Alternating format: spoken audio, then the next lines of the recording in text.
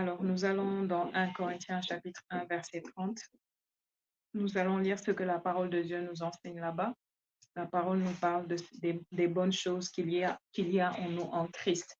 Et Dieu nous dit que nous allons être efficaces. Notre participation à la foi, notre foi en Christ, la foi dont nous avons hérité lorsque nous avons cru, la participation va être efficace si nous reconnaissons. Reconnaître là-bas, c'est si nous entrons dans la pleine révélation des bonnes choses qui sont en nous en Christ. Christ est en nous, mais en Christ, il y a plein de bonnes choses. Alléluia. Donc, 1 Corinthiens chapitre 1, verset 30, c'est le dernier verset de 1 Corinthiens. Il nous dit, merci Saint-Esprit, je vais vous lire un peu à partir du verset 26. Il dit, considérez, frères, que parmi vous qui avez été appelés, il n'y a ni beaucoup de sages selon la chair, ni beaucoup de puissants, ni beaucoup de nobles. Mais Dieu a choisi les choses folles du monde pour confondre les sages. Dieu a choisi les choses faibles du monde pour confondre les fortes. Donc, quand il parle, il dit que, regardez, considérez parmi vous les chrétiens, le peuple de Dieu. Il dit, il n'y a pas parmi vous beaucoup de sages selon la chair. C'est-à-dire, il n'y a pas peut-être beaucoup de savants, beaucoup de philosophes, beaucoup de scientifiques, beaucoup de ces gens-là que le monde appelle sages, selon la chair, selon les standards du monde. Il n'y en a pas beaucoup. Il n'y a pas beaucoup de puissants. Vous voyez, par exemple, parmi les présidents de la République, parmi les rois, les premiers ministres, il n'y en a pas beaucoup qui sont chrétiens. Il n'y a pas beaucoup d'églises où vous allez trouver un président de la République assis ou un premier ministre assis ou quelqu'un comme ça. Il n'y a pas beaucoup de puissants. D'accord? Euh, il n'y a pas beaucoup de nobles. Hmm? Donc, il dit, Dieu a choisi les choses folles du monde pour confondre les sages. Dieu a choisi les choses faibles du monde pour confondre les fortes. Alléluia. Donc, c'était délibéré de la part de Dieu. Il n'a pas dit qu'il n'y a pas du tout des sages selon les standards du monde. Il n'a pas dit qu'il n'y a pas du tout des puissants ou des nobles. Il dit qu'il n'y en a pas beaucoup. Pourquoi? Parce que Dieu choisit les choses faibles pour confondre les forts. Il choisit les choses folles pour confondre les sages. Et Dieu a choisi les choses viles du monde et celles qu'on méprise, celles qui ne sont point, pour réduire à néant celles qui sont, afin que personne ne se glorifie devant Dieu. Amen. Verset 30, il dit, or c'est par lui que vous êtes en Jésus-Christ, qui par la volonté de Dieu a été fait pour nous sagesse, justice, sanctification et rédemption, afin, comme il est écrit, que celui qui se glorifie dans le Seigneur. Alléluia. Donc, parmi nous, le peuple de Dieu, il n'y a pas beaucoup de ces catégories qui ont été citées ici dans la parole. Il dit, pourquoi? Parce qu'il faut que celui qui se glorifie dans le Seigneur. Il faut que si je m'enorgueillisse, que mon orgueil soit dans le Seigneur, pour ainsi dire. Vous voyez, ma fierté doit être dans le Seigneur, pas dans le fait que non, Dieu m'a choisi parce que j'étais trop puissante, Dieu m'a choisi parce que je faisais partie d'une famille noble, Dieu m'a choisi parce que j'étais trop sage, trop intelligente. Ce n'est pas le cas, vous voyez. Il dit que celui qui qui se glorifie dans le Seigneur. Amen. Le verset 30 nous dit, c'est par lui que vous êtes en Jésus-Christ, qui par la volonté de Dieu a été fait pour nous. Donc, Christ a été fait pour nous quoi? Sagesse, justice, sanctification et rédemption. Amen. Donc, si Christ est pour nous ces 4 choses, ces 4 éléments, et que Christ est en nous, ça veut dire qu'en nous se trouve l'expression même, vous voyez, de la sagesse, de la justice, de la sanctification et de la rédemption. Alléluia. Nous allons un peu voir, décortiquer ces éléments rapidement. On va aller dans Proverbe. La Bible nous dit d'abord que le début de la sagesse, c'est la crainte de l'Éternel. Amen. Mais la Bible nous dit aussi que la première chose à acquérir, c'est la sagesse. Elle dit donc, acquiert la sagesse, acquiert l'intelligence. Amen. Donc, nous allons un peu en apprendre sur la sagesse. Qu'est-ce que c'est que la sagesse? Merci Saint-Esprit. Si vous êtes là, envoyez juste le feu. Je veux vous voir présent, je veux vous voir réactif, interactif, pour être sûr que tout va bien. Merci Saint-Esprit. Merci Saint-Esprit. Gloire à toi. Ok, je vois des... Merci Saint-Esprit. Gloire à toi, Seigneur. Merci Saint-Esprit. Alors, nous allons voir dans Proverbes, chapitre 3. Et je vais vous lire ça dans le français courant. Il dit, mon fils, à partir du verset 1, Proverbe 3, n'oublie pas mon enseignement, garde en ton cœur mes recommandations. Grâce à mes conseils, tu connaîtras le bien-être et une vie longue et heureuse. Amen. Donc, verset 3 nous dit, pratique toujours la bonté et la fidélité, conserve-les comme une parure autour de ton cou, grave-les dans ton cœur. Alors Dieu et les hommes t'aimeront et apprécieront ton bon sens. Ne te fie pas à ta propre intelligence, mais place toute ta confiance dans le Seigneur. Appuie-toi sur lui dans tout ce que tu entreprends et il guidera tes pas. Ne te fie pas à ton propre jugement, mais soumets-toi au Seigneur et détourne-toi du mal. Ce sera le remède à tous tes troubles, l'apaisement de tes maux. Honore le Seigneur en lui offrant une part de tes revenus, donne-lui le meilleur de tes récoltes. Alors tes greniers seront remplis de blé et tes tonneaux déborderont de vin. Accepte, mon fils, que le Seigneur soit ton éducateur et ne dédaigne pas ses reproches. Car le Seigneur réprimande celui qu'il aime, tout comme un père réprimande le fils qu'il chérit. Heureux l'homme qui trouve la sagesse et découvre la raison. Les profits de l'argent, la richesse de l'or n'offrent pas autant d'avantages. La sagesse a plus de valeur que des perles précieuses. On ne peut rien désirer de meilleur. Elle aide l'homme à vivre longtemps. Elle lui procure prospérité et honneur. OK.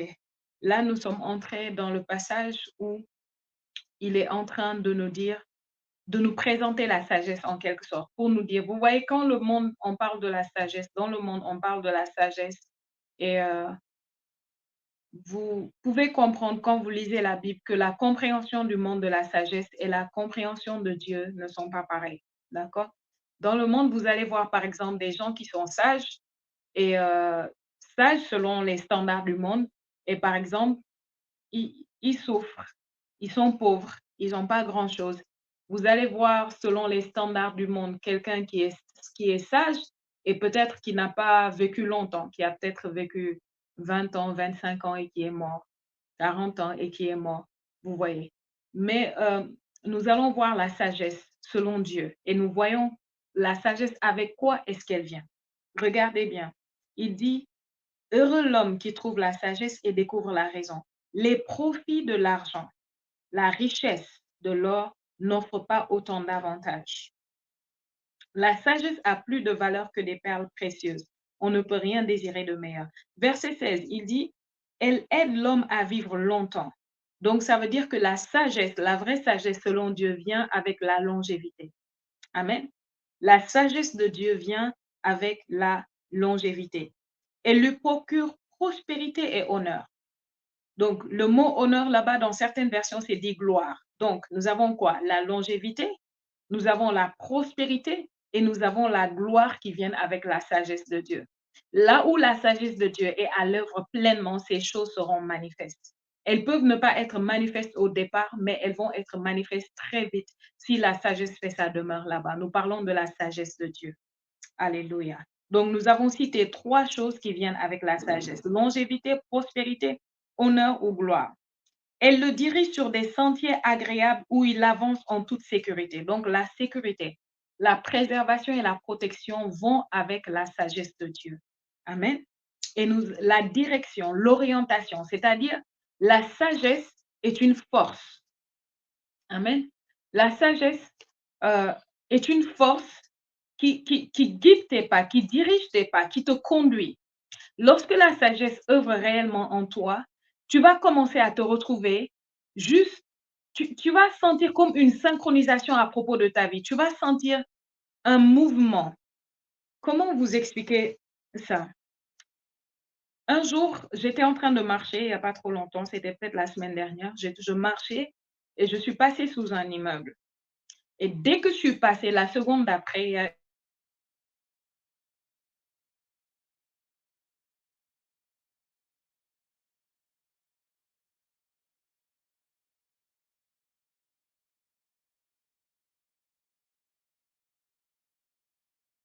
avait des gens de l'autre côté, ils m'ont regardée et je savais que leur regard voulait dire: «Waouh, elle a vraiment eu», vous comprenez? Les termes du monde, ils vont dire: «Elle a vraiment eu la chance». Vous voyez? Mais quand moi j'ai regardé, je n'ai pas du tout attribué cela à la chance. J'ai su qu'il y avait une force à l'œuvre en moi qui contraint mes pas à être au bon endroit, au bon moment. Vous comprenez? Faisant la bonne chose. Parfois, vous entendez que quelqu'un, il allait juste quelque part, il est sorti et il a été cogné par une voiture. Ou bien vous entendez quelque chose du genre, il s'est retrouvé, j'ai déjà connu des gens qui ont eu ce genre de cas. Tu vas voir des amis, tu sortais, tu avais pas l'intention de t'asseoir, ils sont en train de discuter et tu te dis: «OK, je vais juste, saluer». Tu salues et après tu restes là 5 minutes. Les 5 minutes où tu es resté, la police vient et prend tout le monde. Je connais une personne qui a eu cette situation et qui a passé quelques mois en prison à cause de cela. Il n'avait rien à voir avec ça. Il est venu, il est tombé dans une discussion et on l'a coffré. Et il s'est retrouvé plusieurs mois en prison alors qu'il n'avait rien fait. Il ne savait même pas ce qui se passait là-bas. Qu'est-ce qui s'est passé pour cette personne et qu'est-ce qui s'est passé pour moi? Cette personne-là, la sagesse n'était pas à l'œuvre en cette personne. Parce que la sagesse devient une force contraignante qui contrôle tes pas, qui contrôle tes faits et gestes, qui t'inspire à faire des choses parfois qui ne sont pas compréhensibles par le commun des mortels. Parfois, tu peux te lever, tu veux faire quelque chose, mais tu ne sais pas, soudain, tu t'arrêtes. Ou bien tu voulais sortir, tu t'arrêtes. Et au moment où tu t'arrêtes, tu te rends compte plus tard qu'au moment où tu devais sortir, si tu étais sorti, quelque chose d'anormal se serait passé.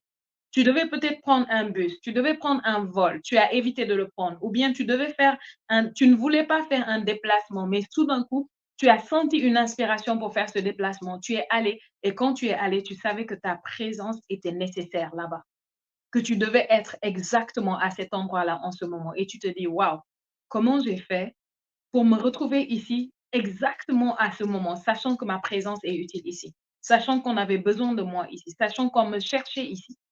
Vous voyez? Donc, la sagesse, lorsqu'elle œuvre, je parle de la sagesse divine ici, lorsqu'elle œuvre dans la vie d'une personne, elle commence à contrôler ses pas, elle commence à diriger ses mouvements. De façon inconsciente, la sagesse commence à déterminer les choix que tu fais, les décisions que tu prends. Il y a juste une force en toi. Laissez-moi vous donner quelques exemples de la sagesse dans la Bible.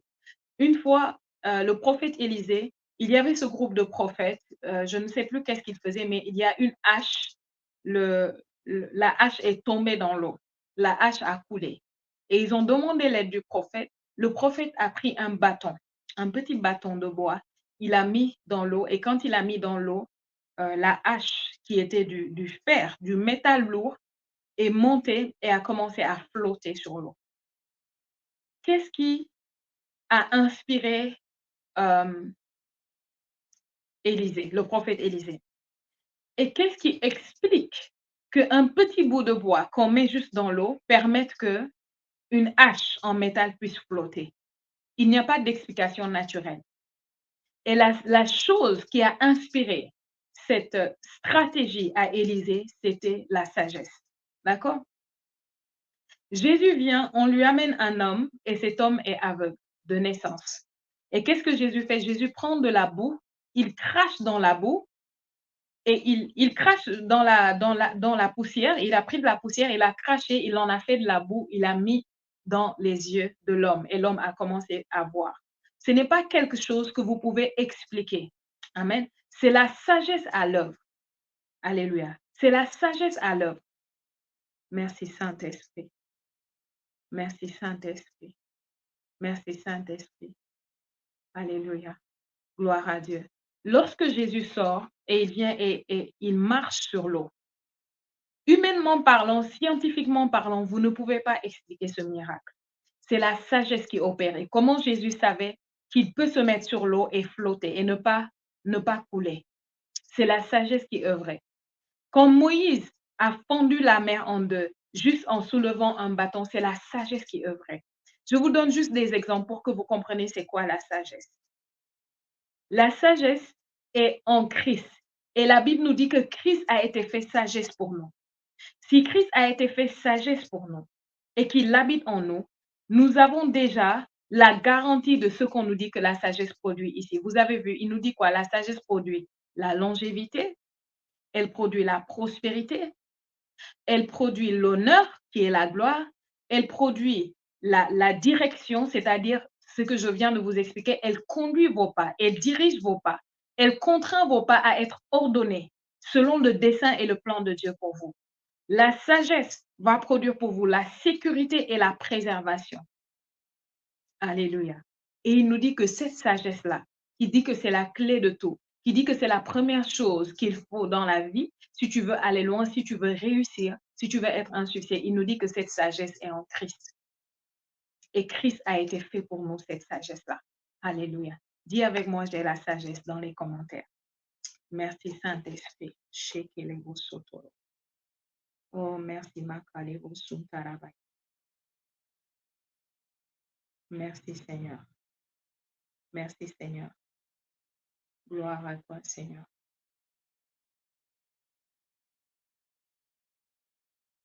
Donc au verset 18 de Proverbes chapitre 3, il nous dit, c'est un arbre de vie pour ceux qui la pratiquent. Ceux qui s'y attachent sont heureux. Par sa sagesse, le Seigneur a fondé la terre. Il a fixé le ciel par son intelligence. Amen. Ceux qui la pratiquent et s'y attachent sont heureux. Donc, nous avons le bonheur aussi qui vient avec la sagesse. Le bonheur vient avec la sagesse. Par sa sagesse, le Seigneur a fondé la terre. Il a fixé le ciel par son intelligence. Par sa science, les eaux d'en bas ont jailli sur le sol et les nuages ont déversé la pluie. Oh, gloire à Dieu. Nous allons aller un peu plus loin. Merci Seigneur. Nous allons aller dans Proverbes chapitre 8. Merci Seigneur. Proverbes chapitre 8, je vais vous lire à partir du verset 12. Le verset 12 dit, « Je suis la sagesse, le bon sens m'accompagne. Je sais agir avec réflexion. Être soumis au Seigneur, c'est détester le mal. Pour ma part, je déteste l'orgueil et l'arrogance, les mauvaises actions et les paroles trompeuses. Conseiller et rendre prévoyant, voilà mon rôle. Je suis l'intelligence elle-même. C'est moi qui donne la puissance. Est-ce que vous entendez ça? C'est la sagesse qui parle, elle se présente. D'accord? Grâce à mon aide, les rois règnent. Les magistrats rendent la justice. Donc, les rois gouvernent. Ceux qui gouvernent, ils gouvernent grâce à la sagesse dont nous parlons.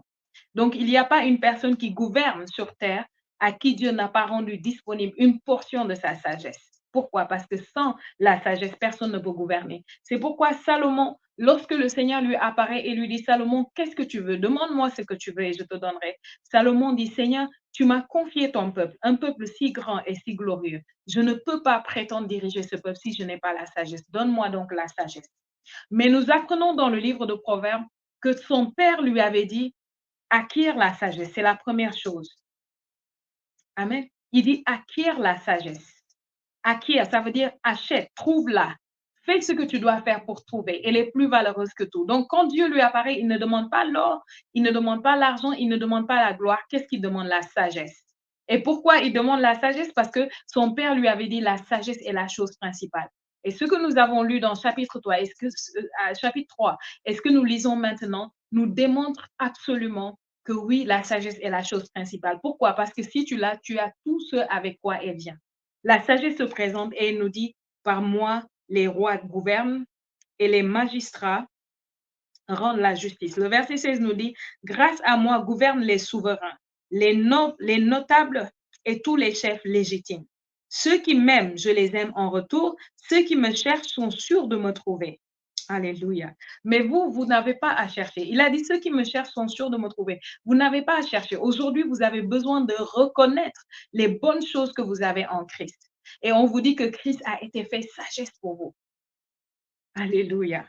Vous avez besoin de reconnaître, de rentrer dans la pleine révélation de ce qui est déjà là. Oh, merci Saint-Esprit. Alléluia. Merci Seigneur. Il dit au verset 18, j'offre la richesse et l'honneur des biens stables et une prospérité méritée. Est-ce que vous voyez ça? Ça revient encore. Il dit, j'offre la richesse et l'honneur. Ça veut dire la richesse et la gloire. Vous voyez? Donc, si vous avez la sagesse, vous avez tout ce avec quoi elle vient. Elle vous montre ce qu'elle a. Ce que la sagesse nous présente ici, ce que la sagesse nous montre qu'elle a, c'est ce que les hommes passent leur temps à chercher. C'est ce que les hommes peinent à chercher. Et Dieu nous dit, vous cherchez loin, mais ça se trouve dans ma sagesse. Si vous avez la sagesse, alors vous aurez toutes ces choses. Ça viendra à vous. Alléluia. Parce que ça vient avec la sagesse. Merci Seigneur. Oh, merci pour ta sagesse, Seigneur. Merci pour ta sagesse. Verset 19 nous dit, mes dons sont préférables à l'or le plus fin. Le profit est plus grand que l'argent le plus pur. Leur profit, amen. Mes dons sont préférables à l'or le plus fin. Leur profit est plus grand que l'argent le plus pur. Je me trouve sur la route qui conduit à la justice, sur les chemins où l'on respecte le droit. Là, j'assure des biens à ceux qui m'aiment. Je remplis leur maison de trésors. Alléluia. Le Seigneur m'a conçu il y a très longtemps comme la première de ses œuvres, avant toutes les autres. J'ai été établi dès le début des temps, avant même que le monde existe. Quand je suis né, il n'y avait pas d'océan, pas de source d'où les eaux jaillissent. Avant la formation des montagnes, avant les collines, j'ai été enfanté. Le Seigneur n'avait fait alors ni terre, ni les espaces, ni le premier grain de poussière du monde. J'étais déjà là quand il fixa le ciel et traça l'horizon, au-dessus de l'océan primitif. Il plaça les nuages dans les hauteurs et donna leur force aux sources profondes. Il imposa à la mer une limite que les eaux ne doivent pas franchir. Il posa les fondations de la terre. Pendant ce temps, j'étais à ses côtés comme architecte. Alléluia. Donc, il dit qu'il est l'architecte de la création de Dieu. Jour après jour, je faisais sa joie. Il faisait la joie du Seigneur. Je jouais sans cesse en sa présence sur le sol du monde créé par lui. Depuis lors, ma joie est d'être au milieu des humains. Alléluia. C'est tellement beau. Donc, la sagesse nous dit que ma joie est d'être parmi les humains. Depuis que Dieu a créé le monde, pendant qu'il était à côté de Dieu en tant qu'architecte, Dieu a créé toutes choses. Et il dit que parmi tout ce que Dieu a fait, parmi toute la création de Dieu, bien qu'il était dans la présence de Dieu, sa joie était d'être parmi les êtres humains. Pas étonnant que lorsque Christ est venu en nous, il est venu avec la sagesse. Il est devenu la sagesse pour nous. Amen. Alors, bien aimé, Dieu nous dit, Christ que j'ai déposé en vous, je l'ai fait sagesse pour vous. Ça veut dire que la sagesse elle-même est venue habiter en nous. Et ça veut dire, dès le moment que je suis consciente de ça, ça veut dire que je suis devenue la sagesse personnifiée. Je suis devenue la sagesse manifestée. Alléluia. Merci Saint-Esprit. Qu'est-ce qu'il nous dit encore que nous avons en Christ? Oh, merci Seigneur. Bien-aimé, la sagesse va vous amener à prendre les bonnes décisions. La sagesse va vous amener à faire les bons choix. Amen. La sagesse va vous préserver de l'erreur, va vous préserver de... Vous voyez, quand la Bible dit que vous n'allez pas trébucher, la sagesse a cette capacité de vous empêcher de trébucher. Vous étiez sur le point de poser un pas et vous alliez trébucher et tomber. Et la sagesse fait que votre pas se pose à quelques millimètres près. Et alors, vous ne trébuchez pas et vous ne tombez pas. Je parle de ça dans le sens figuré comme dans le sens propre. Alléluia. La sagesse est une force. Est une force. Allez, quand je dis une force, c'est-à-dire quelque chose qui vous contrôle depuis l'intérieur. Merci Saint-Esprit. Qui vous contrôle depuis l'intérieur. Oh, merci Seigneur. Gloire à Dieu. Gloire à Dieu. J'ai tellement de choses à vous dire sur la sagesse. Mais à cause de l'heure à laquelle on a commencé, je vais continuer. Il nous dit, nous retournons dans 1 Corinthiens chapitre 1, verset 30. Il nous dit qu'il a été fait pour nous sagesse, mais aussi justice. Alléluia. Justice. C'est quoi la justice? Nous allons voir dans excusez-moi, Romains plutôt, Romains chapitre 5. Gloire à toi, Seigneur. Romains chapitre 5, verset 17.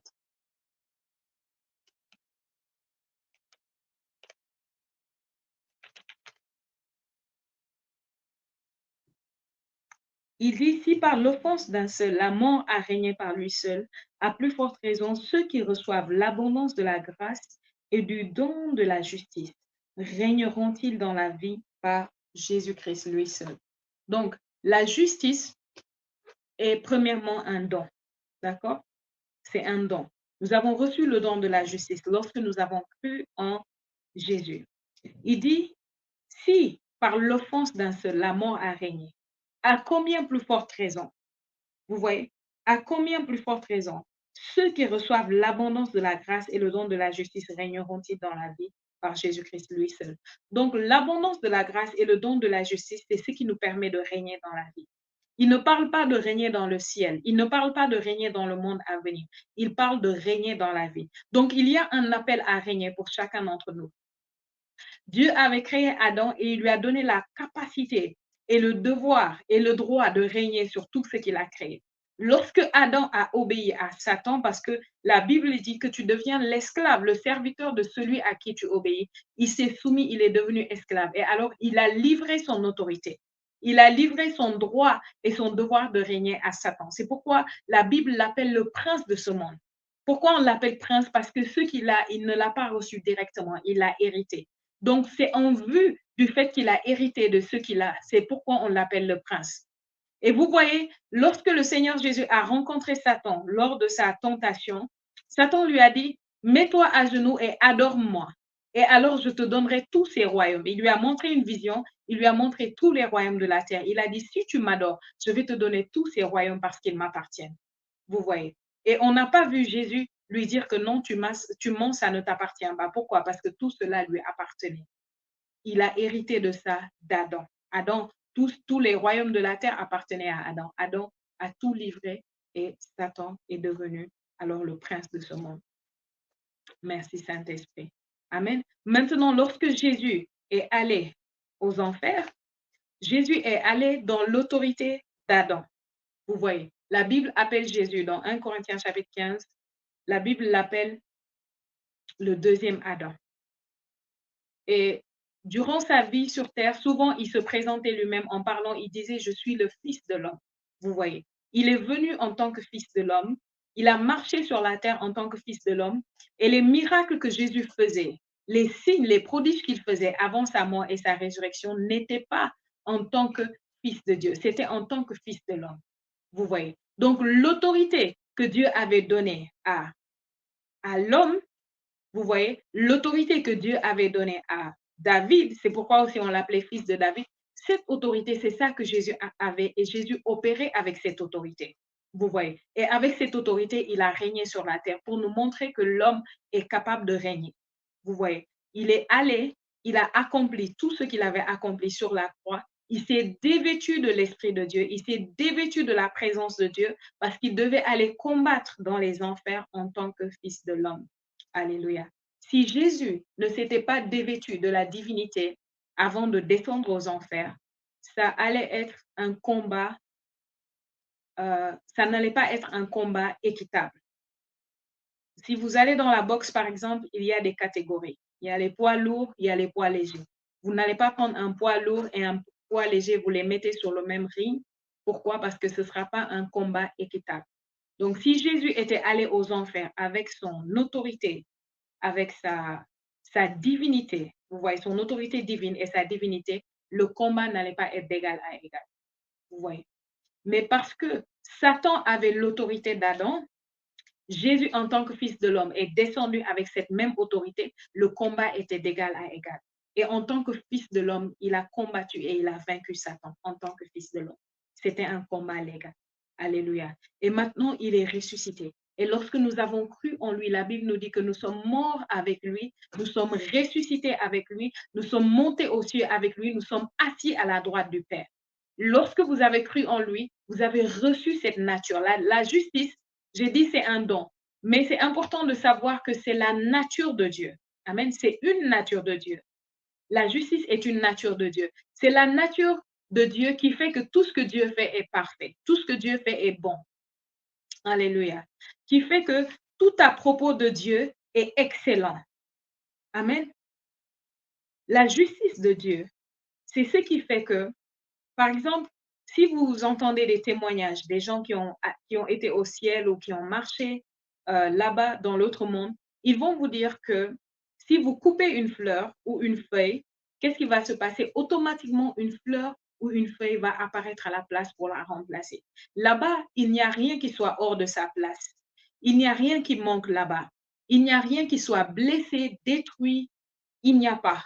Dès que vous avez touché quelque chose, automatiquement, quelque chose remplace. C'est la justice de Dieu qui œuvre de cette manière. Vous voyez.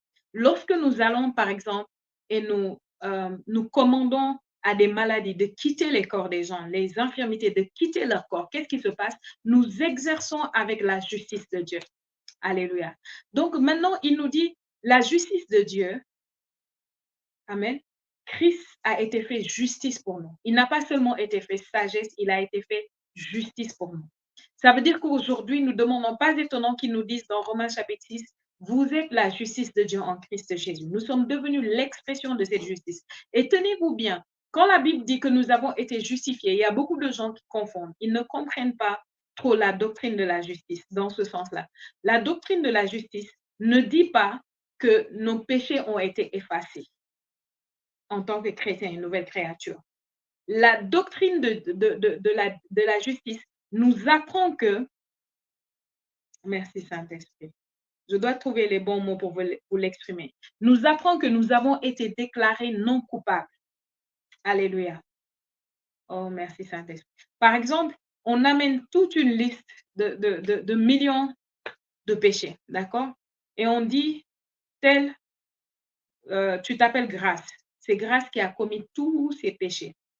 Maintenant, Dieu regarde, on est au tribunal, Dieu regarde et il voit le sacrifice qui a été fait pour vous et il dit, OK, Grâce a commis tous ses péchés. Maintenant, nous voyons un sacrifice offert à la place de Grâce pour payer la dette de Grâce, la peine qu'elle devait payer par rapport à tous ses péchés. D'accord? Et maintenant, la peine, c'est la peine de mort. Donc, la personne qui meurt à la place de Grâce, c'est Jésus. Une fois que Jésus est mort à la place de Grâce, Jésus est mort, Grâce est mort. Amen. Maintenant que Grâce est mort, Grâce est morte plutôt, Jésus n'était pas le coupable, Jésus n'était pas du tout concerné par cette liste. Lui, il est pur, il est saint, il est la justice de Dieu. Maintenant, Grâce meurt et c'est fini. Il n'y a plus d'histoire à propos de Grâce. Lorsque Grâce a cru et confessé Jésus-Christ, la première chose qui s'est passée, c'est qu'elle est morte. Quand vous confessez. La deuxième chose qui se passe, c'est qu'elle naît de nouveau. Quand elle naît de nouveau, maintenant, elle naît en Christ. Elle ne naît pas en dehors de Christ. Elle n'est plus Grâce. Elle est Grâce en Christ. Grâce en Christ maintenant est une toute nouvelle personne. Si c'est ce matin à 10 heures que Grâce a confessé Jésus, a confessé sa Seigneurie et a reçu Jésus ce matin à 10 heures, ce matin à 10 heures, selon le ciel, c'est le jour-là que Grâce est née. Donc, tout péché qu'il y avait auparavant, on ne peut pas dire non, Grâce a été, quand nous disons elle a été justifiée, on ne veut pas dire que Grâce, ses péchés ont été effacés. Pourquoi? Parce qu'elle est morte. Ce n'est pas elle, ce n'est plus elle. Cette personne est une nouvelle créature. Elle est née. Donc, quand on regarde Grâce et on regarde tous ses péchés, on regarde ça, qu'est-ce qu'on dit? Non coupable. Elle est acquittée, elle est non coupable, elle n'a rien à voir avec ça. Donc, je ne sais pas si vous comprenez, il y a une différence entre le fait de me déclarer pardonnée, de déclarer mes fautes effacées, c'est différent, parce que si on les a effacées, c'est qu'elles sont là, c'est qu'elles sont réelles. Mais la doctrine de la justice ne dit pas que nos péchés ont été effacés. La doctrine de la justice dit que nous avons été déclarés non coupables, nous avons été acquittés. Dieu regarde et il dit, il n'y a rien, il n'y a pas de péché. Elle est pure, elle est sainte, elle est parfaite. C'est ce que la justice a fait pour nous. Maintenant, cette justice-là, il dit que Christ a été fait ça pour nous. Donc, en nous, nous avons la justice de Dieu. Nous avons la capacité de rendre belle toute chose, de rendre parfaite toute chose. Je ne sais pas si vous comprenez. Nous avons la capacité. La doctrine de la justice, quand vous la comprenez, dans sa pleine révélation, vous pouvez toucher une plante qui était en train de mourir et la plante reprend vie. Je ne sais pas si vous comprenez. Ouf, merci Saint-Esprit. Merci Saint-Esprit. Je ne veux pas trop m'allonger dans la doctrine de la justice. Mais vous voyez, quand vous comprenez que non seulement vous êtes juste, mais vous êtes devenu la manifestation et l'expression de cette justice, vous allez comprendre que le péché n'est rien en fait. Vous allez comprendre que vous êtes tellement loin au-dessus, là où Dieu vous a placé, là où Dieu vous a mis. Quand le péché vient à votre contact, le péché devient, vous voyez, c'est comme quand il nous dit dans sa parole, si vos péchés sont rouges comme le cramoisi, venez à moi, je les rendrai blancs comme neige. Vous voyez, Dieu a cette capacité de rendre les péchés blancs comme neige. Alléluia. Ce qui est rouge, il peut le rendre blanc comme neige. Et en mettant sa justice en nous, nous avons cette capacité de rendre ce qui est rouge blanc comme neige. Amen. De rendre ce qui est noir blanc comme neige. Alléluia. Gloire à Dieu. Amen. Vous comprenez la doctrine de la justice. Vous n'allez plus être là à lutter contre le péché, à faire des efforts, dire, ah, je ne veux pas pécher. Seigneur, pardonne-moi. Seigneur, pardonne-moi. Vous êtes en train de grandir encore. Au fur et à mesure que vous grandez et vous vous adonnez à comprendre c'est quoi la doctrine de la justice, vous allez vous voir de plus en plus être élevé loin au-dessus de ces choses. Loin au-dessus. Alléluia. Vous commencez à contempler les bonnes choses qui sont en vous en Christ afin d'être élevé, parce que tu deviens ce que tu contemples. Tu manifestes ce que tu contemples. Il nous dit, au fur et à mesure que nous regardons la gloire de Dieu qui est dans le miroir, qu'est-ce qui se passe? Nous devenons semblables à cette même image, de gloire en gloire. Nous devenons semblables à elle, de gloire en gloire.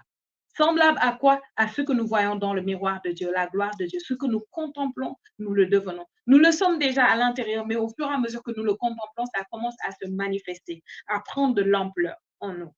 Vous voyez. Merci Saint-Esprit.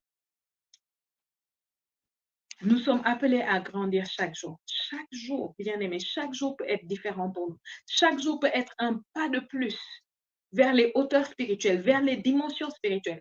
Je vous dis que moi, personnellement, depuis le début de cette année jusqu'à présent, je peux sentir comment j'ai fait des pas de géant en avant dans ma croissance, dans ma compréhension de ces choses que je partage avec vous. Vous voyez.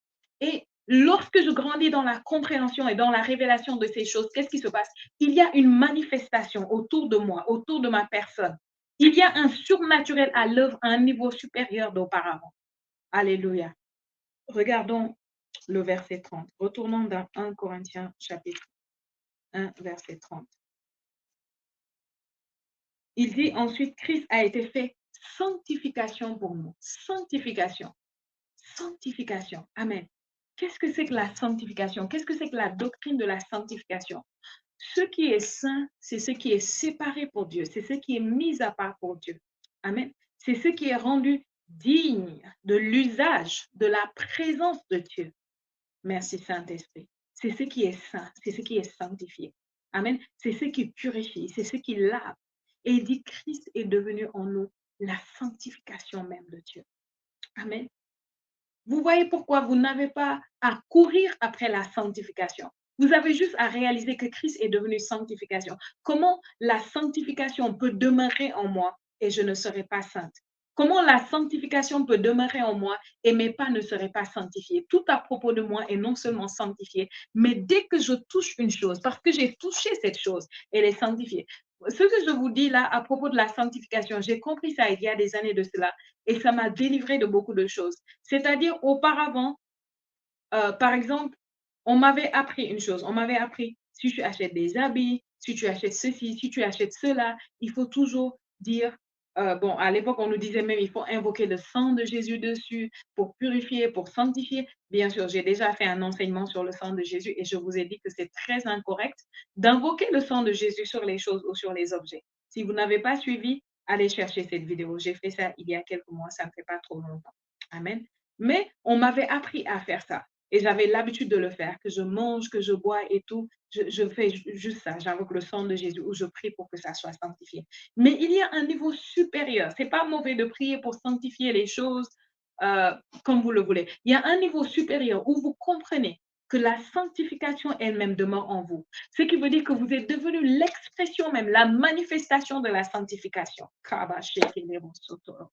Ce qui veut dire que dès que j'ai touché quelque chose, à cause de mon toucher, dès que je suis entré quelque part, à cause de ma présence, il y a une sanctification des lieux. Il y a une sanctification des choses que je touche. Il y a une sanctification dans l'air, dans l'atmosphère, juste à cause de ma présence. Bien aimé, ces choses ne vont pas marcher dans ta vie jusqu'à ce que tu comprennes ce qu'elles signifient. Jusqu'à ce que tu acceptes la réalité de ce que Dieu a dit de toi, que tu as. Amen. C'est pourquoi il dit par la reconnaissance, ta participation à la foi va devenir efficace, productive, par la reconnaissance, par la révélation des bonnes choses qui sont en toi en Christ. Si tu ne les réalises pas, si tu ne les connais pas, si tu ne les acceptes pas, ta participation à la foi ne sera pas efficace. Elle ne sera pas productive. Ouf, merci Saint-Esprit. Ce qui est sanctifié, c'est ce qui est mis à part pour Dieu. C'est ce qui est mis séparé pour Dieu. Vous voyez, la sainteté n'a rien à voir avec ce que beaucoup de gens pensent. Les gens pensent que non. Par exemple, on va dire, tu es saint parce que tu ne pêches pas. C'est pas ça qui te rend saint. C'est pas ça qui te rend saint. Tu n'es pas saint parce que tu ne pêches pas. Vous voyez. Pourquoi dans la Bible, il y a certains endroits qui étaient appelés saints? Pourquoi on disait par exemple la montagne sainte? La montagne où allait Moïse, par exemple. On appelle ça la montagne sainte. Pourquoi on appelait la montagne sainte? Est-ce que c'est parce que la montagne n'a jamais péché? Question. Amen. Pourquoi on l'appelait saint? On appelait ça sainte parce que la présence de Dieu se manifestait là-bas. Donc, tout ce sur quoi la présence de Dieu venait, tout ce sur quoi la présence de Dieu se manifestait, à cause de la présence, cette chose était sainte. Merci Saint-Esprit. À cause de la présence. Donc, si il est vrai que tous ceux qui croient en Jésus, tous ceux qui ont confessé sa seigneurie dans leur vie, sont nés de nouveau, et que donc, étant nés de nouveau, ils sont en Christ, qui veut dire être dans la présence de Dieu, ayant reçu le Saint-Esprit, Christ est en eux, qui veut dire que Dieu est en eux, alors, pourquoi penser que c'est parce qu'ils vont faire quelque chose ou ne pas faire quelque chose qu'ils seront saints? Automatiquement, ils sont saints. Ils peuvent être des saints qui pêchent, mais ils sont saints. Tu peux pécher du matin au soir chaque jour, mais tu es saint. Ça ne dépend pas de tes œuvres. Ça ne dépend pas de ce que tu fais ou ne fais pas. Ça dépend de qui est venu vivre en toi. Sa présence t'a rendu sainte. Et maintenant, il dit non seulement tu es saint, mais tu es la sanctification. Parce que Christ a été fait sanctification pour toi. Il est en toi. Vous êtes un. Alors toi-même, tu es la sanctification. Amen. Maintenant même, tu touches quelque chose, cette chose est sainte, cette chose est purifiée, cette chose est sanctifiée. Parce que toi et Dieu, vous êtes maintenant dans une unité inséparable. Alléluia. Tout ce qui te concerne est mis à part. Vous savez, parfois, je suis allée faire le stand de guérison et j'ai eu des cas où j'ai juste prié pour des gens, rendu ministère. J'ai eu des cas, ça faisait rire les gens parfois quand j'étais dehors. Je prends juste un mouchoir, je le touche et je donne à la personne qui est malade. Je dis attrape ça. Ou bien je dis pose sur la partie qui est malade. Et la personne pose sur la partie la douleur part. Ou la personne tient ça juste et la personne fait quelque chose, quitter la personne. Et c'est biblique. La Bible nous dit que les gens prenaient les mouchoirs qui avaient touché le corps de Paul ou de Pierre. Ils les envoyaient vers les malades, vers les gens possédés. Qu'est-ce qui se passait? Les choses les quittaient. Je me rappelle un des fils spirituels de mon mentor. Un jour, son père spirituel lui a donné une de ses vestes. Et il avait gardé cette veste avec lui pendant longtemps. Et un jour, il avait quelqu'un qu'il aimait bien, je ne sais plus, c'était un membre de sa famille ou un voisin, je ne sais plus. Et la personne était gravement malade. Et c'était un musulman. Et il a dit à la personne, si mon père spirituel prie pour toi, tu vas être guéri. Accepte que je t'emmène, il va prier pour toi. Et le monsieur en question, il a refusé, comme c'était un musulman. Et lui, il s'est dit, le fils spirituel de mon mentor a dit, OK, j'ai cette veste de mon homme de Dieu. Je sais que s'il touche cette veste, il va être guéri. Alors, qu'est-ce qu'il a fait? Il est allé, il a dit, tiens, je t'offre ça, porte ça. Et le monsieur était content, il a porté la veste. Et croyez-moi, quand il a porté la veste, la maladie l'a quitté. Cet homme a été guéri instantanément. Alléluia. Pourtant, la veste avait quitté les mains de l'homme de Dieu depuis longtemps. L'homme de Dieu n'y pensait certainement plus. La veste était restée quelque part. Je ne sais pas si elle avait eu à être lavée ou quelque chose comme ça. Mais vous savez, quelque chose, dès que quelque chose touche, mon père dit tout le temps qu'il n'y a rien qui sorte de nous qui soit un déchet. Même une poubelle que vous prenez et vous dites que ça, c'est la poubelle, ça doit aller à la poubelle. Cette chose-là peut guérir les malades, peut délivrer les personnes, peut même ressusciter les morts, juste parce que ça vous a touché. Ça dépend de quel niveau vous comprenez, vous contemplez ces réalités-là. Vous voyez une chose, quand vous commencez à reconnaître ces bonnes choses qui sont en vous en Christ et vous commencez à les contempler, vous n'allez même pas avoir le temps pour certaines bêtises. Vous n'aurez pas le temps. Parce que votre pensée opère dans des dimensions tellement élevées que vous n'avez pas le temps. Il y a des choses personnellement qui ne me traversent jamais l'esprit. Quand quelqu'un en parle, quand quelqu'un dit, je me demande juste parfois quand les gens parlent, comment il fait pour que ces choses traversent sa tête? Comment il fait? Pourquoi? Parce que la plupart du temps, mes pensées à moi sont très élevées. La plupart du temps, je pense à des choses élevées, je contemple des choses élevées. Je regarde dans le règne de l'esprit, je vois des choses et je me dis, ma participation à la foi doit être plus efficace, elle doit être plus élevée. Il y a des dimensions plus profondes et plus élevées. Je réfléchis et je pense à ces gens qui nous ont précédés dans le monde, précédés dans l'évangile, dans l'église et qui ont fait des puissantes et grandes choses. Et je considère que le fait que nous sommes la dernière génération, et je commence à ruminer ces choses, je commence à penser à ces choses, je commence à parler à Dieu à propos de ces choses. Donc, résultat, certaines choses n'ont pas de place. Vous voyez? Certaines choses n'ont pas de place. C'est trop serré dans ma tête pour les grandes choses, pour que certaines choses puissent traîner là et que je sois là à me tracasser avec. Alléluia. Alléluia. Merci Saint-Esprit. Oh, la brahaste krenonge glaria apta. Je vous dis la vérité, pas seulement des mouchoirs, des stylos. Dehors, j'ai fait toutes ces expériences. Je touche un truc, je dis juste prends. Parfois, je dis à la personne, donne-moi quelque chose que tu as. D'autres fois, j'avais des flyers que j'amenais et j'utilisais ces flyers. Je prenais. Parfois, je prie dessus, parfois, je ne prie pas dessus. Je tiens juste la chose et je dis, prends. Je dis, tiens ça. Après, je dis à la personne, où est ta douleur? Cherche. Et ils sont juste choqués. Juste choqués. Gloire à Dieu. Oh, merci Saint-Esprit. Merci Saint-Esprit. Merci Saint-Esprit. Dis avec moi dans les commentaires, je suis la sanctification. Christ est ma sanctification et il a fait de moi la sanctification. Merci Saint-Esprit. La rédemption. Il a fait de Christ notre rédemption. Maintenant, le mot rédemption ici, ce n'est pas tout à fait ce que beaucoup de gens pensent. Vous voyez, beaucoup de gens chantent que nous sommes les rachetés de l'Éternel, mais nous ne sommes pas les rachetés de l'Éternel. D'après l'exemple que je vous ai donné tout à l'heure à propos de grâce, comprenez que celle qui a été rachetée, c'est celle qui est morte. Elle est morte. Celle qui est née de nouveau n'a pas été rachetée. Pourquoi elle n'a pas été rachetée? Parce qu'elle n'a jamais été dans une condition de servitude. Vous voyez, vous rachetez un esclave, il est dans une condition de servitude. Quand tu es né de nouveau, tu es une nouvelle créature, tout à fait nouvelle. De même que tu as été justifié, déclaré non coupable concernant tout ce qui est du passé, parce que ce n'est pas toi, tu es une toute nouvelle personne. De même aussi, tu n'as jamais été sous la servitude. La nouvelle créature n'a jamais été ni sous la servitude de Satan, ni sous la servitude du péché. Alléluia. Donc, le rachat, la doctrine de la rédemption n'est pas tout à fait pour la nouvelle créature. Ceux qui ont été rachetés sont ceux qui sont morts. Ils n'auraient pas pu naître de nouveau s'ils n'avaient pas été rachetés. Mais quand ils ont été rachetés, ils sont morts à faire sceller. Maintenant, ce qu'il y a ici, c'est la possibilité de naître de nouveau. Ils sont nés de nouveau, ils sont de nouvelles créatures. La nouvelle créature est tout à fait nouvelle. Elle est née dans la résurrection de Jésus. Donc, elle n'a pas connu le temps de la souffrance, le temps de la croix. Elle est née dans le temps de la gloire. J'aurais aimé avoir tellement de temps pour détailler chacune de ces choses, que je prends entrer dans les détails profonds. Chacune de ces choses peut faire l'objet de 10 enseignements chacun.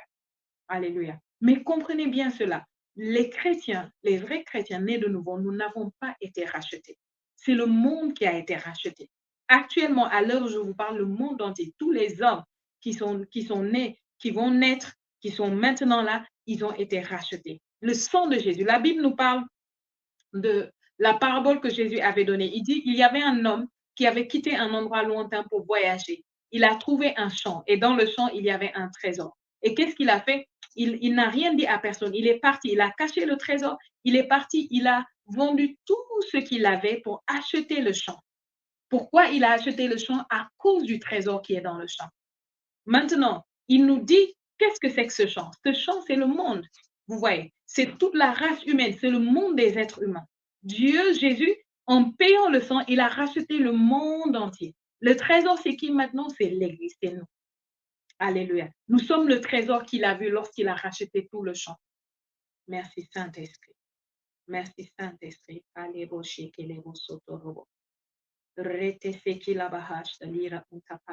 Dis avec moi, je suis le trésor.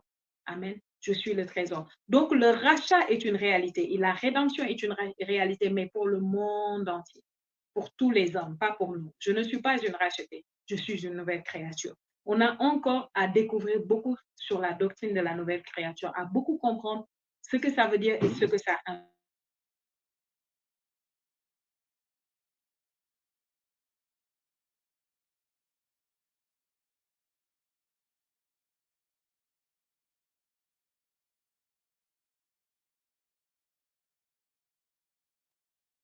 Merci Saint-Esprit.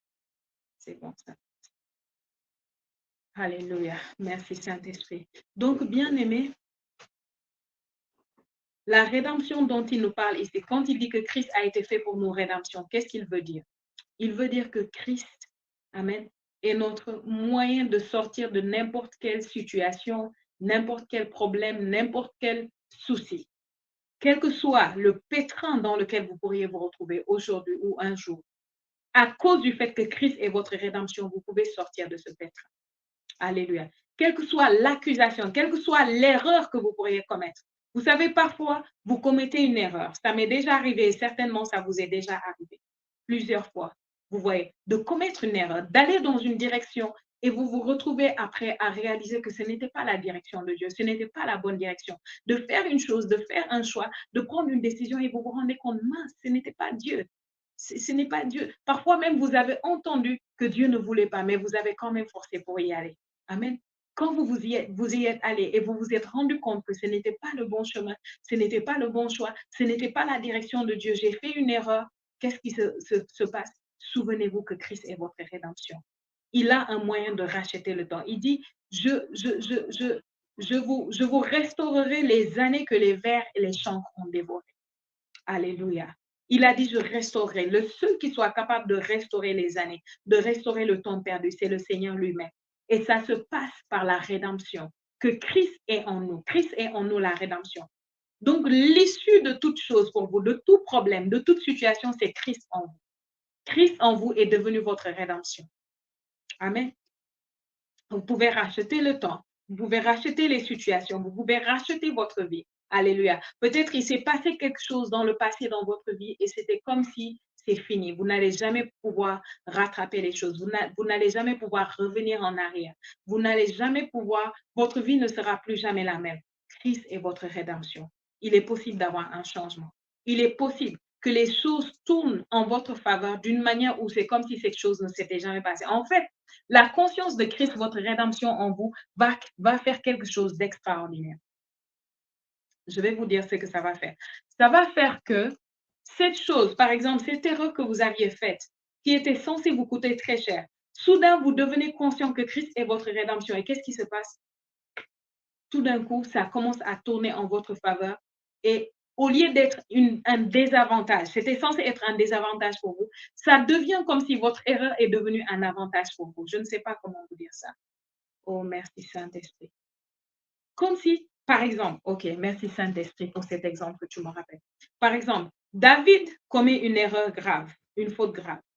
David voit une belle femme, il fait tuer son mari, il couche avec la femme d'autrui, euh, il commet une faute grave, OK? Dieu est en colère, Dieu corrige David, et après, le prochain enfant, l'enfant même qu'ils ont eu de cet adultère meurt, et David prend cette femme, il l'épouse. Le prochain enfant qu'il a avec cette femme, Dieu dit, je l'aime. Il est mon préféré. J'aime cet enfant.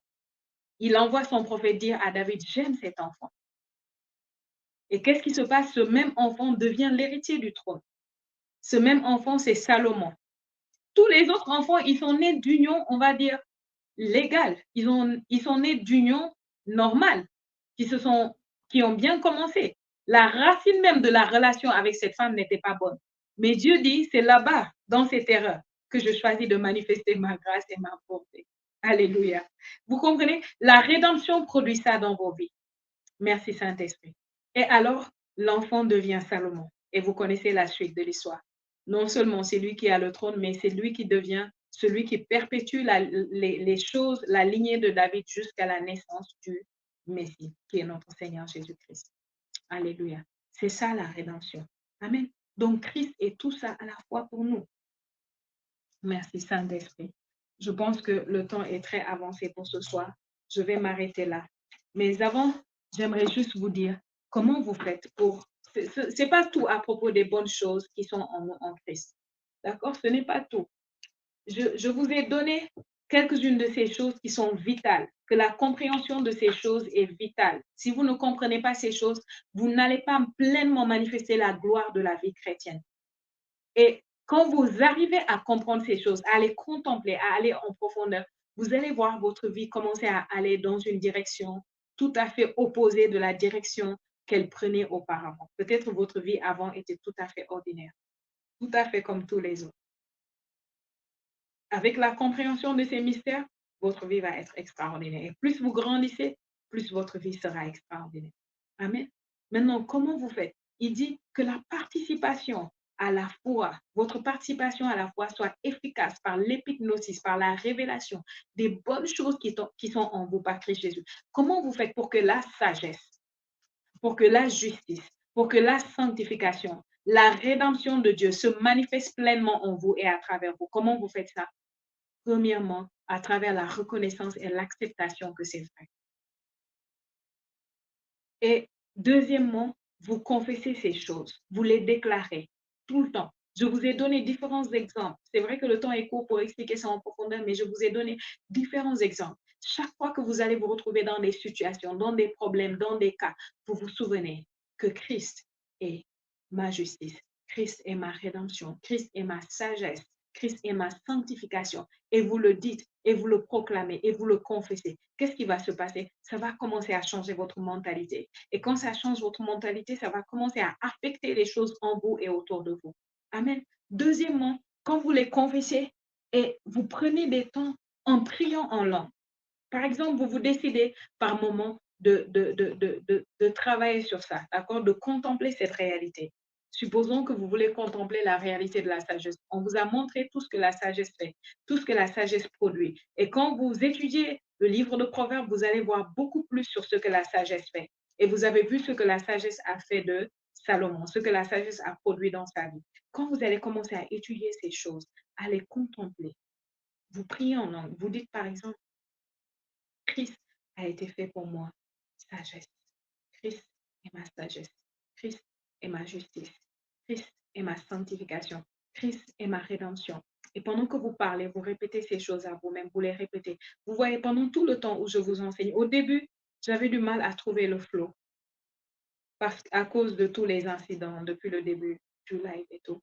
Mais dès que j'ai commencé à parler de Christ, c'est comme un état de contemplation dans lequel j'ai l'habitude d'être qui est venu. Et là, depuis lors, je sens du feu dans tout mon corps, dans tout mon corps.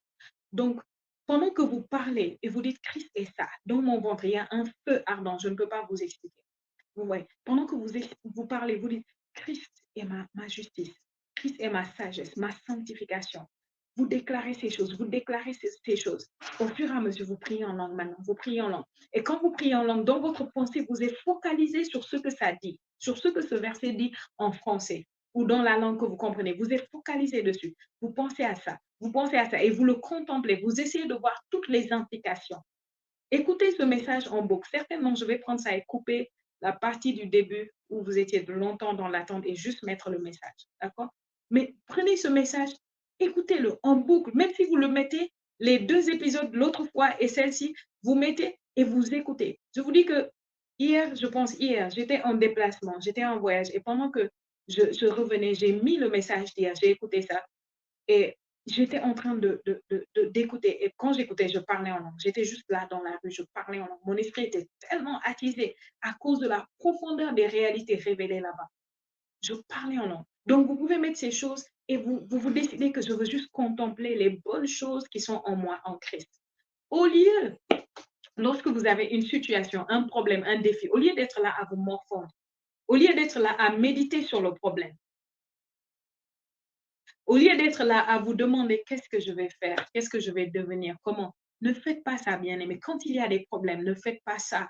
Ne pensez pas au problème. Laissez le problème de côté. Faites comme s'il n'y a pas de problème. Vous voyez, devenez même en un instant inconscient. Prenez juste un message comme celui-ci. Ou prenez un verset comme ce que je vous ai donné, 1 Corinthiens 1:30. Un verset comme Colossiens 1, verset 27. Vous prenez, vous vous dites, au lieu d'être là à penser au problème, Seigneur, merci, parce que ce problème est réglé. Je vais juste contempler le fait que Christ, Christ est ma sagesse. Il est ma sagesse. Et pendant que vous dites, il est ma sagesse, pensez à tout ce que cela implique. Si vous avez besoin de retourner dans le proverbe, relisez. Amen. Pendant que vous dites que Christ est ma justice, pensez à tout ce que cela implique. Par la justice, tu règnes, tu règnes, tu règnes. Tu n'es pas vaincu. Il n'y a pas un souci, il n'y a pas un problème, il n'y a pas un défi qui peut venir à bout de toi. Par la justice, tu règnes. Ceux qui ont reçu l'abondance de la grâce et le don de la justice régneront dans la vie par un seul. Alléluia, Jésus-Christ. Et vous pensez à ça, ce que ça implique. Christ est ma sanctification. Vous pensez à ce que ça implique. Vous pensez à ça. Vous pensez à ça. Christ est ma rédemption. Vous pensez à ça. Au fur et à mesure que vous le faites, vous priez en langue, vous priez en langue, vous priez en langue. Je vous assure que quand vous le faites, au bout d'un moment, vous allez commencer à rire. Il y aura un rire. Et ce rire n'est pas un rire ordinaire. C'est un rire qui vient depuis votre esprit, depuis votre fort intérieur. C'est comme de la dynamite dans le règne de l'esprit. Et vous allez voir que quand vous commencez à rire comme ça, quelque chose va se passer. Je vous dis que quand je devais voyager hier, je suis sortie et j'étais dans l'attente du bus. Pendant que j'attendais le bus, je me suis rendu compte, pourtant je me suis levée très tôt, je voulais quitter tôt pour pouvoir arriver ici à temps et j'avais d'autres choses à régler. Mais pendant que je suis à l'arrêt de bus, je me rends compte qu'il y a plein de monde, c'est un endroit éloigné, il y a plein de monde, les gens vont au boulot, à l'école, il y a plein de monde et tous les bus qui passent, tous les véhicules qui passent sont juste remplis, plein à craquer plein à craquer. Mais pendant ce temps, je suis en train d'écouter le message. En temps normal, j'allais être du genre, ah, le temps passe, qu'est-ce que je vais faire? Il faut que je trouve une autre solution. Je ne peux pas rester là. Il y a plein de monde que j'ai trouvé ici, ils n'ont même pas de voiture. Ils sont juste là. J'étais là pendant que j'attendais. À un moment, j'écoutais le message, ça m'attisait. Par moment, vous voyez, le diable va essayer de vous sortir de cet état d'inconscience des problèmes autour, mais ne le laissez pas faire. Donc, par moment, je regardais autour et une pensée me disait, mais est-ce que tu ne réalises pas qu'il y a un problème ici? Tu n'as pas de véhicule et tu dois partir. Mais très vite, j'étais rattrapée par la réalité de l'esprit. Je retournais dedans. Et quand je retournais dans le message, j'écoutais, je parlais en langue, je rendais grâce à Dieu, je riais pendant que j'étais dans la rue. Une pensée me disait, pendant que ton esprit est dans cet état, cette situation ne peut pas demeurer. Tu ne peux pas être désavantagé. Une solution va venir. Et je vous assure que pendant que je continuais comme ça dans le message, j'ai oublié tout ce qu'il y avait autour de moi. J'étais juste là, dedans, dans la parole de Dieu. Qu'est-ce qui s'est passé? Soudain, il y a une voiture, un particulier qui est passé et qui demandait aux gens qui partaient, vu qu'il y avait problème, est-ce que vous partez? Et je les ai vus, je suis venue et la personne nous a pris. Quand la personne nous a pris, je savais dans mon esprit, je sais que c'est à cause de moi que cette personne est venue. Je sais ça, vous voyez. Et la personne nous a amenés. Mon parcours qui était censé être difficile, compliqué, je devais descendre, prendre un bus par-ci, par-là. Ça, c'était juste tellement simple, tellement facile, vous voyez, tellement facile. C'est juste un petit exemple, ça n'a l'air de rien, mais c'est pour vous dire, la puissance de Dieu peut le faire pour des petites situations, elle peut le faire pour des grandes situations. Amen. Mais la clé, c'est d'avoir votre focalisation sur la parole de Dieu, sur les réalités de l'esprit quand vous faites face à des défis. Le diable va toujours essayer d'amener votre focalisation sur le problème, sur la situation. Mais être focalisé sur le problème, sur la situation, sur le défi ne va jamais rien changer pour vous. Croyez-moi. Jamais rien changer pour vous. Être inquiet, angoissé, moins encore. Ce qui va tout changer pour vous, c'est quand vous vous asseyez, vous commencez à contempler. Contempler les réalités de ce que vous avez en Christ qui est à l'intérieur de vous. Et au fur et à mesure que vous le faites, votre participation à la foi devient efficace et produit des changements pour vous. Gloire à Dieu. Alléluia. Si tu l'as reçu ce soir et si tu as été béni, dis Amen, Amen, Amen. Dis Amen dans les commentaires. Merci Seigneur. Gloire à toi Seigneur. Alléluia. Merci Saint-Esprit. Gloire à toi. Nous gagnons, nous triomphons. Vous savez, lorsqu'on a piraté la chaîne et j'ai fait face à ce défi, à un moment, le Saint-Esprit m'a dit, tu as déjà gagné ça. Tu as déjà gagné ça. C'est ce qu'il me disait. Vous voyez. Et j'ai compris ce qu'il voulait dire. Ce qu'il voulait dire, c'est que dans le règne de l'esprit, cette chose s'était présentée. Je l'avais conquis dans le règne de l'esprit. Dans le règne physique, elle devait juste se présenter pour que la victoire soit manifeste. Vous voyez. Et comment j'avais déjà gagné ça? Il me disait tous ces temps-ci, toutes ces semaines, tout ce que tu disais, tout ce que tu déclarais. Vous voyez, dans les confessions des 40 jours, il y a une partie où je dis, je ne serai pas arnaqué, je ne serai pas embrouillé, je ne serai pas manipulé. Je ne sais pas si vous comprenez ça. Et en disant ces choses, j'avais déjà établi un système dans le règne de l'esprit pour bloquer toutes sortes de choses dans ce sens-là. Amen. Nous avons prié en langue, nous avons déclaré la parole des semaines avant d'entrer dans cette année. Donc, je vous dis juste que quand les situations vont venir devant vous, ne vous inquiétez pas. Vous avez déjà gagné. C'est ce que le Saint-Esprit m'a dit. Il m'a dit, ne t'inquiète pas, tu as déjà gagné ça. C'était déjà pris en charge depuis d'avance. Amen. C'était déjà pris en charge. Merci Saint-Esprit. Nous avons triomphé, nous avons gagné. Merci Seigneur. Alléluia, alléluia, alléluia. Je vais prier sur vos offrandes ce soir. C'est le moment de donner à Dieu. Nous allons vous mettre les informations juste sur l'écran. Pendant que vous êtes là, vous allez voir les informations passer par lesquelles vous pouvez donner à Dieu, par lesquelles vous pouvez semer, quel que soit le type de don que vous voulez faire. Merci Saint-Esprit. Quel que soit le type de don que vous voulez faire, ça passe déjà en bas de l'écran. Je vais payer sur vos dons, vos semences, vos offrandes, vos partenariats, vos dîmes. Père, merci pour ce soir. Merci pour ton peuple qui a entendu cette parole, qui a entendu ce message que tu lui as donné, Seigneur, dans cette atmosphère. Seigneur, je suis reconnaissant. Gloire à toi. Merci pour ta faveur, pour ta grâce, pour ta bénédiction. Merci pour les bonnes choses que nous avons en Christ et que tu nous as révélées. Parce que tu nous les révèles et que nous allons dans l'épignosis, dans la pleine révélation de ces choses, notre participation à la foi est efficace. Notre foi est efficace. Notre foi est productive, notre foi marche. Ta parole marche dans la vie de chacun d'entre nous. Seigneur, merci.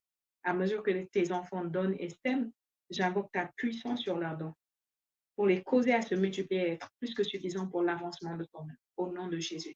Et Père, par la puissance du Saint-Esprit, ces dons, ces semences produisent dans leur vie. Ils reçoivent des moissons multipliées à tous égards. Là où ils en ont le plus besoin, ils voient des moissons par la puissance du Saint-Esprit.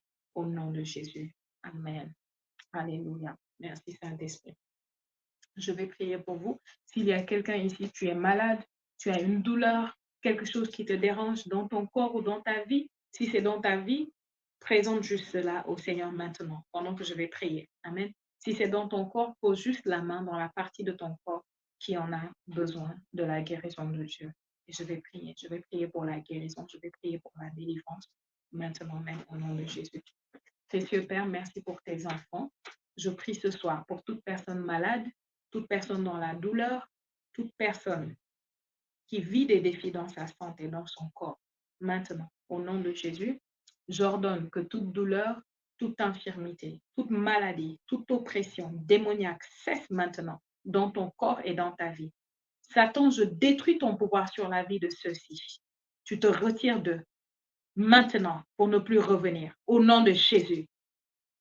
Maintenant, j'ordonne aux douleurs de partir.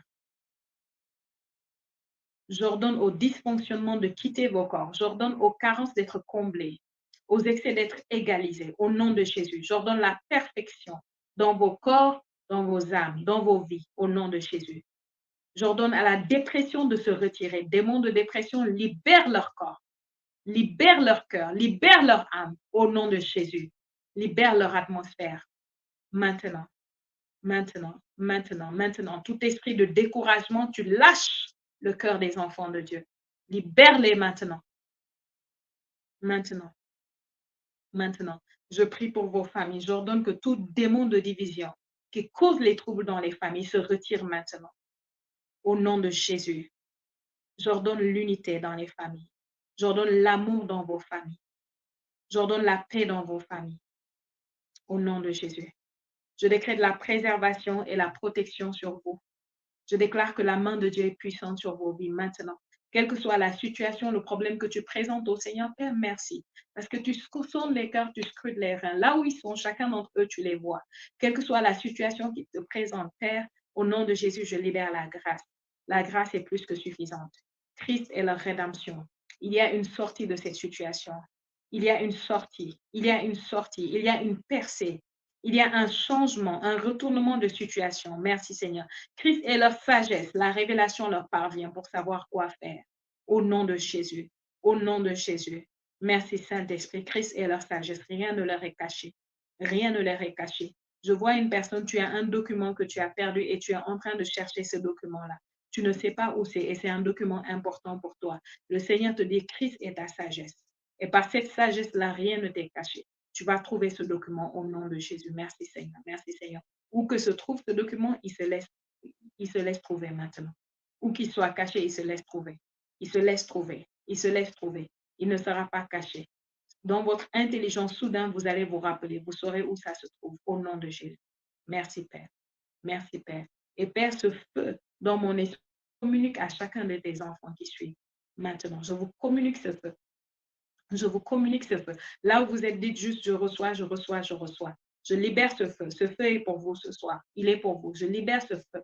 Je le communique à chacun d'entre vous au nom de Jésus. Recevez maintenant. Merci Seigneur. Gloire à toi Seigneur. Gloire à toi Père. Gloire à toi. Gloire à toi. Merci Saint-Esprit. Au nom de Jésus. Alléluia. Alléluia.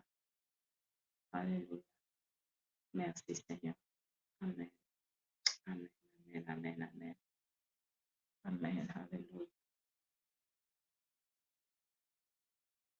Merci Seigneur. Gloire à Dieu. N'hésitez pas à envoyer vos témoignages, que ce soit dans le chat ou par email. Nous sommes toujours intéressés de savoir ce que Dieu fait dans vos vies. Et la Bible dit que les secrets du roi, il faut les taire, mais les merveilles du Seigneur, il faut les crier sur les toits. Merci d'avoir été avec nous dans ce live de ce soir. Que Dieu vous bénisse abondamment. Je vous aime au nom du Seigneur et je vous dis à la semaine prochaine. D'ici là, continuez à gagner, continuez à appliquer la parole de Dieu, continuez à confesser. Nous sommes toujours dans les 40 jours de confession.